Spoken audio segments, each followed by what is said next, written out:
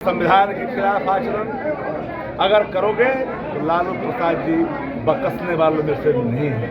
चुनाव आयोग इस देश में अब चुनाव आयोग नहीं है। Election commission of India NaMo election commission of India में तब्दील हो।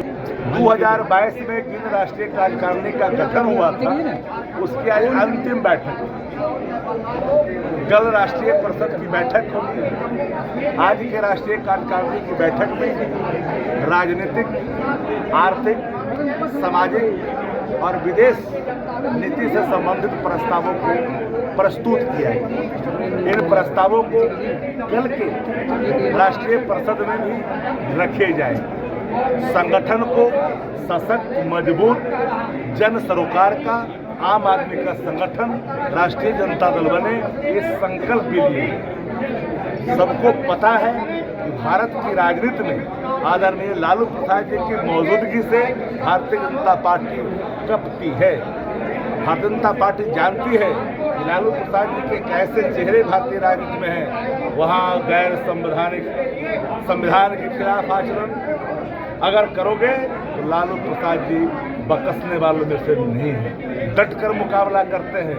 यही कारण है कि हमारे नेता कई तरह की लालचना, कई तरह के आरोप, कई तरह के झंझावात को सहन करने के बावजूद भी अपनी नीतियां, अपनी आइडियोलॉजी, विचारधारा और अपने संघर्षों को याद करके आगे चले। चुनाव आयोग को लेकर भी कोई चुनाव आयोग इस देश में अब चुनाव आयोग नहीं है। Election commission of India NaMo election commission of India में तब्दील हो गया है। गृह मंत्रालय के आदेश का इंतजार करता है। For the people, by the people, of the people के कंसेप्ट को पूरी तरह से भारतीय जनता पार्टी समाप्त कर करके for the election commission, why the election commission, of the election commission स्थापित करना चाहती है। बिहार लोकतंत्र की जननी है। बिहार से अगर लोकतंत्र को लहूलुहान करने की नापाक कोशिश किया जा रहा है उसे बर्दाश्त नहीं किया जा सकता है। इस संघर्ष की भूमि है। इस संघर्ष डॉक्टर राम मनोहर लोहिया की सप्त क्रांति, लोकनायक जयप्रकाश नारायण जी की संपूर्ण क्रांति और लालू प्रसाद जी की सामाजिक क्रांति, एक क्रांति की भूमि है। जब बिहार करवट लेता है तो देश करवट लेता है। और बिहार को छेड़ कर करके मोदी जी ने अच्छा काम नहीं किया है। लोकतंत्र पर अगर हमला है इस हमले को कभी भी बर्दाश्त नहीं किया जा सकता है। मतदाताओं के मताधिकार छीनना चाहते हो? सूचना तो यह है कि कहीं भारतीय जनता पार्टी ने कहीं मतदाता सूची तैयार करके रख लिया है और सिर्फ ये आईवास चल रहा है। ये डकैती जो भाजपा करना चाहती है, मतों की डकैती, मैं पहले भी कहा कि भारतीय जनता पार्टी मतों की डकैती करने वाली पार्टी बन गई है। जगलर बुजदिल जगलर पार्टी है भारतीय जनता पार्टी। बी से बुजदिल, जे से जगलर और पी से पार्टी। इस जगलरी को, इस नापाक इरादे को, भाजपा को एक एक लोग अब समझ चुके हैं। 25 दिन में सघन मतदाता पुनरीक्षण हो जाएगा। 10 माह लगे थे जातीय आधार की गणना करने में। 11 बिंदु हैं।